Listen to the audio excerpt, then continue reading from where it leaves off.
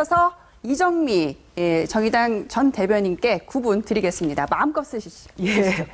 제가 룰을 좀 정해드릴게요. 그러니까 단답으로 말씀을 해주시라고 하는 건 단답으로 해주시고 답변을 요구할 때는 30초 안에 이렇게 해주시면 좋겠습니다. 우리 정태욱 의원님께 지난 2012년 NLL 포기 발언 가지고 대선 때 굉장히 크게 이제 드셨잖아요.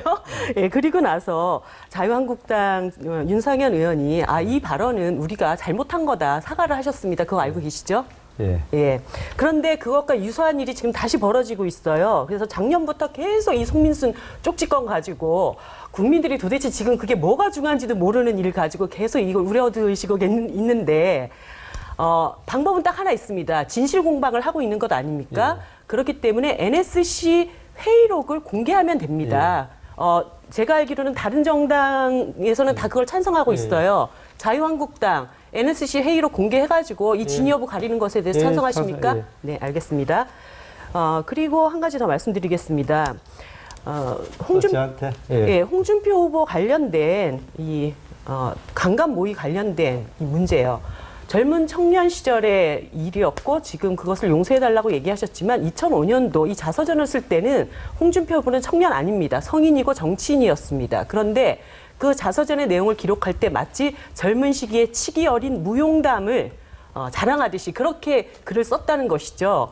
한마디로 홍준표 후보의 인식을 고스란히 볼 수 있는 대목이었다. 이런 생각이 듭니다.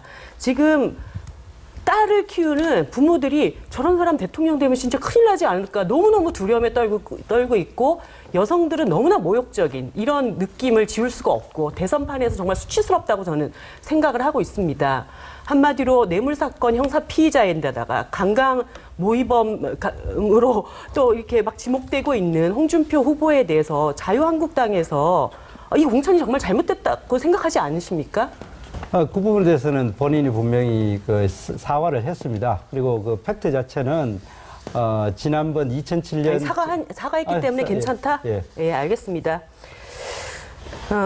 그다음에 우리 국민의당에게 여쭤보겠습니다. 안철수 후보가 얼마 전에 방송기자클럽에서 본인이 대통령이 당선되면은 자유한국당에 뭐 좀 괜찮으신 분들을 내각에 입각시킬 수도 있다 이런 말씀을 하셨는데요. 지금 국민들이 가장 바라는 것은 지난 10년 정권의 적폐를 정말 말끔히 좀 청산해달라. 그래서 정말 개혁적인 정치를 보여달라. 이런 요구를 하고 있습니다. 자유한국당 이 정권은 탄핵에도 끝까지 반대했던 사람들만 똘똘 뭉쳐서 남아있고 박근혜 대통령, 이 국정농단 세력을 키워오고 뒤에서 뒷받침을 했던 정치 세력입니다. 그런데 이 정치 세력 안에 입각시킬 수 있는 그런 정치인이 있다고 생각하십니까? 방금 인용하신 부분은 보도가 좀 잘못 나간 부분입니다. 질의자의 질의 내용과 또 후보의 답변을 종합하다 보니까 그렇게 나갔는데요. 그 당시에 안철수 후보의 답변은 원론적인 입장에서 대탕평 인사를 하겠다는 것입니다. 그리고 여기서 명확하게 밝힙니다. 네. 국정농단에 책임이 있는 세력 또는 패권에 쌓여있는 세력에 대해서는 그 대탕평 인사를 정책을 쓰더라도 그 대상에 포함시키지 않는다는 것이 안철수 후보의 입장입니다. 그러니까 항상 말이 보수층의 표심을 구하는 얘기가 나오고 나서 그것에 대해서 국민들의 비판이 제기되면 다시 또 얘기가 정리되고 이런 느낌을 지울 수가 없고요. 아니다. 한 가지 더 말씀 여쭤보겠습니다. 박지원 대표가 20일 기자회견에서 이 말씀도 좀 맞지는 않습니다. 지금 국방백서에는 우리의 적이라고 되어 있지 주적이라고 되어 있지도 않은데 우리 국방백서의 주적이 북한으로 나와 있고 그런데 문 후보가 주적에 대한 답변을 하지 못한 것은 마치 대통령이 되면 미국보다 먼저 북한에 가겠다는 것으로 굉장히 위험하다 이런 말씀을 하셨습니다. 사실 김대중 대통령이 수십 년 동안 이 색깔론 때문에 너무너무 고초를 겪지 않으셨습니까? 그런데 박지원 대표께서 이런 말씀을 하신다는 것은 김대중 대통령에 대한 어떤 배신이 아닌가 이런 생각도 들고 같은 당의 정동영 상임선대위원장께서도 안철수 후보 등의 이 주적 논쟁은 시대착오적이고 보수 후보에게 말리는 일이다 이렇게 비판을 하셨습니다. 이 문제에 대해서 어떻게 생각하십니까? 저희는 기본적으로 이 문제 전체적으로 봤을 때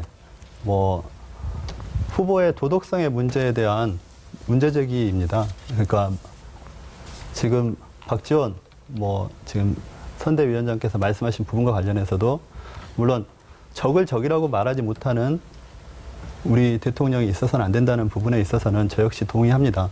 그렇지만 지금 색깔론과는 전혀 다른 논점이라는 실제 것입니다. 내용은 그렇게 되어 있잖아요. 뭐 미국의 먼저가 아니야, 북한의 먼저가 아니야, 안보가 굉장히 불안하고 이렇게 미국의 색깔론으로 먼저- 저는 사실 박지원 대표께서 이렇게 얘기하셨다는 것에 대해서 제 귀를 의심을 할 수밖에 없었습니다. 정동영 상임선대위원장 말씀에 대해서는 어떻게 생각하십니까? 자, 저희가 그 안보를 최우선으로 생각하고 있습니다. 그 안보를 우선으로 생각하는 것은 대한민국의 국익을 최고의 가치를 두고서 앞으로 대북 정책이든 대미 관계든 대중 관계든 정하겠다는 것입니다. 그 입장에서 발언들이 나오는 것이고 지금 색깔론과 관련해서는 저희는 색깔론으로 들어가고 싶은 생각이 전혀 없습니다. 저희는 도덕성 문제만 계속 얘기하는 것입니다. 아니요. 송민순 전 장관의 메모와 관련된 입장도 문재인 후보의 30초 도덕성과 관련된 때문에, 것입니다. 예. 정확한 팩트에 근거해서 지금 당 내에 주요 선거 책임자들께서 하시는 말씀에 대한 꼼꼼한 검토가 좀 필요하시다고 봅니다. 사실 국민의당에서 이런 색깔론에 선두에 서서 이 문제를 계속 확산시키고 있는 것에 대해서는 국민들이 상당한 우려를 갖고 있다는 것을 말씀을 드리고 싶고요. 아닙니다. 그렇지 않습니다. 그다음에 바른정당 여쭙겠습니다. 박근혜 한나라당 대표 시절에 유승민 후보가 네. 대표 비서실장이셨죠. 그리고 네네. 2005년도에 박근혜 대통령이 이런 말씀을 하셨습니다. 군사적으로는 북한이 주적이 맞지만 남북한 경제 교류를 활성화시키고 통일을 대비해야 된다는 면도 있다. 그리고 주적의 표현이 없어지더라도 큰 문제는 없다. 이렇게 얘기를 했습니다. 네. 그런데 지금 유승민 후보가 매번 토론 때마다 이 주적 문제를 가지고 상당히 타 후보들을 지금 공격을 하고 있는데 그 당시에 박근혜 대통령의 인식을 함께 했던 분이 지금 와서 난데없이 갑자기 주적 얘기하시는 것에 대해서 어떻게 생각하십니까?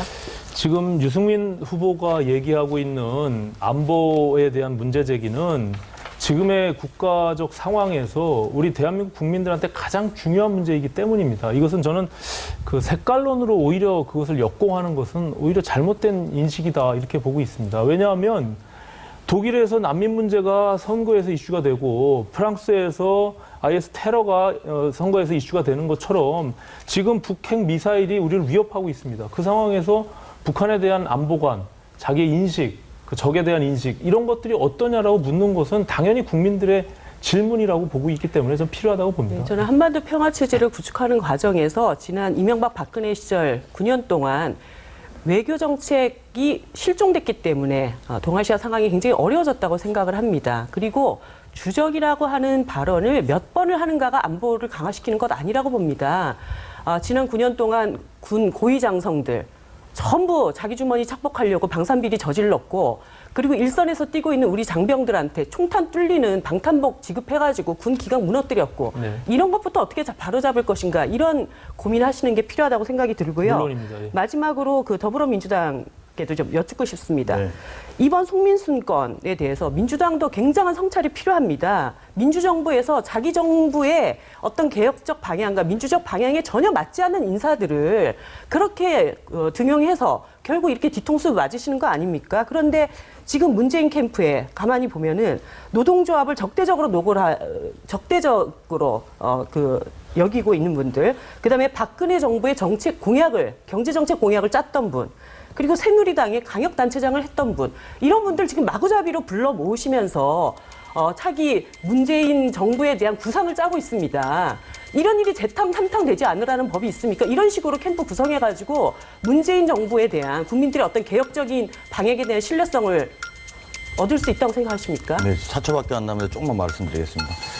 지적하신 부분에 대해서 따끔하게 생각하고 있습니다. 그렇지만 아시겠습니다만 캠프에 온다는 분들은 너는 이러니까 안 된다, 너는 이러니까 안 된다 이렇게 할 수는 없어서 저희 일단 다 바꾸는 있습니다만 이게 차기 정부에 대한 그림이다. 이거는 오해라는 걸 분명히 말씀드리겠습니다. 그런 말씀은 정말 적절치 않은 말씀입니다. 캠프가 자기 정부 성격을 다 방향을 아니 저희 결정을 그렇지 주는 않- 거죠. 굉장히